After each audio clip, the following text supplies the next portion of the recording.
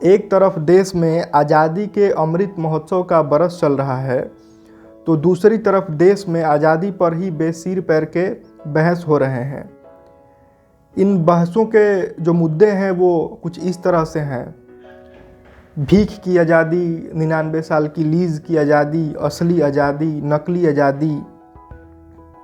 सबसे मज़ेदार बात यह है कि इन बेसिर पैर के बहसों में होने वाले कुतर्कों पर लोग ताली बजा रहे हैं और अपनी तालियों से देश में नए आइकन यानी तथाकथित देशभक्तों का निर्माण कर रहे हैं। इन तथाकथित देशभक्तों की एक खासियत है कि अगर आप इनके सामने नेहरू का नाम ले लें तो इनका खून खौल जाएगा और उसके बाद ये इतनी उलूल जुलूल बातें करेंगे कि पूछिए मत। इन तथाकथित देशभक्तों के लिए नेहरू क्या हैं? इनके लिए नेहरू इस देश की सारी समस्याओं के लिए अकेले जिम्मेदार हैं।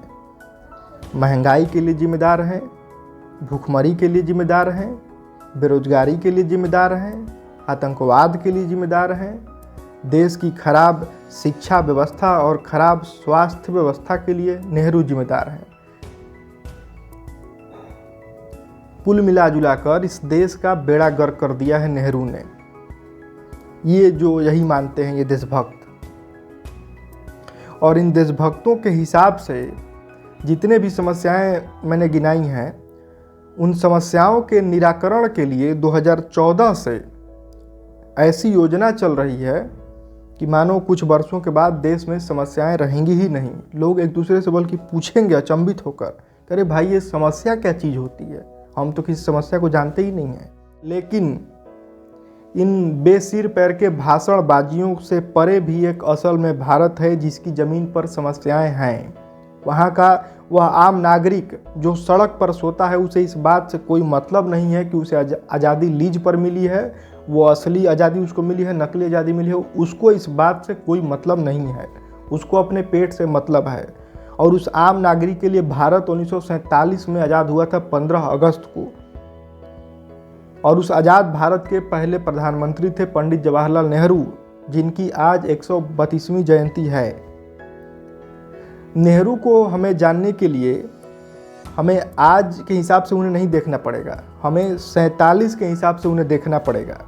आज अखंड भारत का माला जाप करने वाले लोगों को यह समझना चाहिए कि नेहरू को जो भारत मिला था सन 47 में, वो कितने टुकड़ों में खंडित था।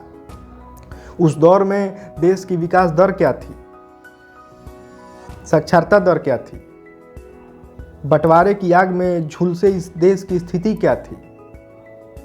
बंटवारे की विभीषिका ने करीब करीब 10 लाख लोगों की जिंदगियां बर्बाद कर दी। लाखों लोग गुर्बत के मारे हो गए थे। देश में लगभग हर जगह सांप्रदायिकता व्याप्त थी, विद्वेष और असमानता थी।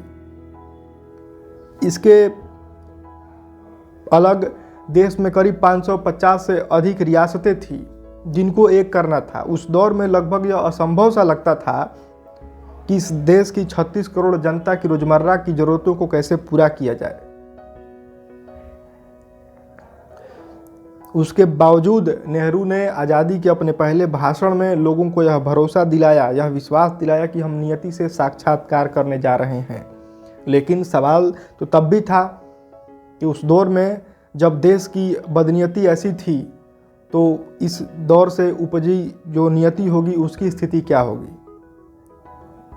लेकिन हुआ जो आज़ादी के वक्त देश में 0.72% की विकास दर थी, वो नेहरू के पहले कार्यकाल के बाद बढ़कर 3.8% बढ़ गई थी। राशिद किदवई की एक किताब है भारत के प्रधानमंत्री, इस किताब में उन्होंने यह बताया है कि नेहरू को कैसा भारत मिला था। सन 1947 में भारत की दयनीय स्थिति का अंदाज़ा मानव विकास सूचकांक से लगाया जा सकता है। जैसे तब देश की साक्षरता दर 12% थी, जो सन 1920 में 74.37 हो गई। देश के नागरिकों की औसत आयु तब मात्र 32 वर्ष थी, जो बढ़कर 2020 में 68.5 हो गई।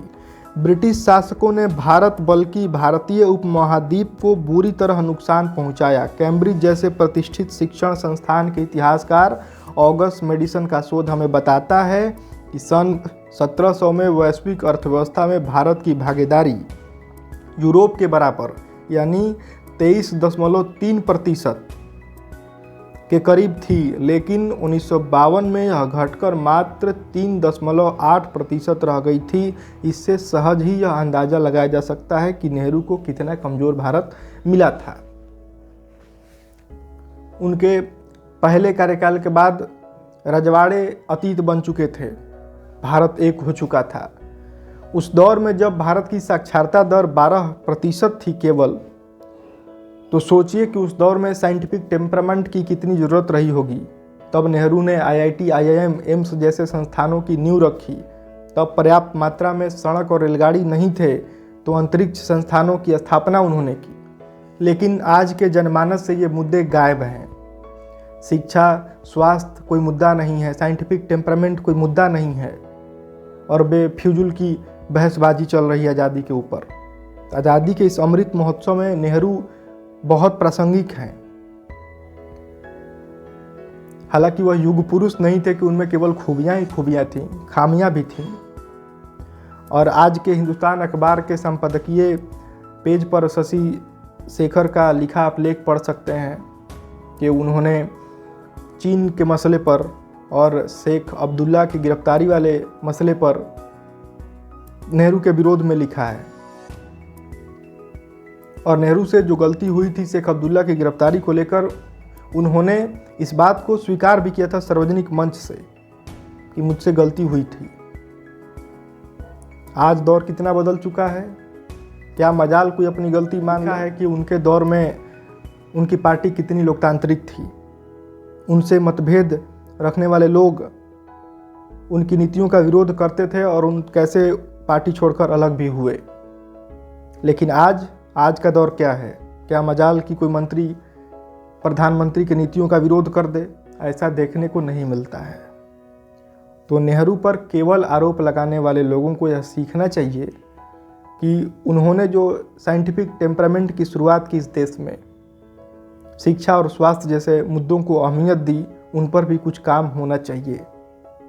इस देश को आज उनकी नीतियों की सख्त ज़रूरत है। मैं यह बात पूरे होशो हवास में कह रहा हूँ।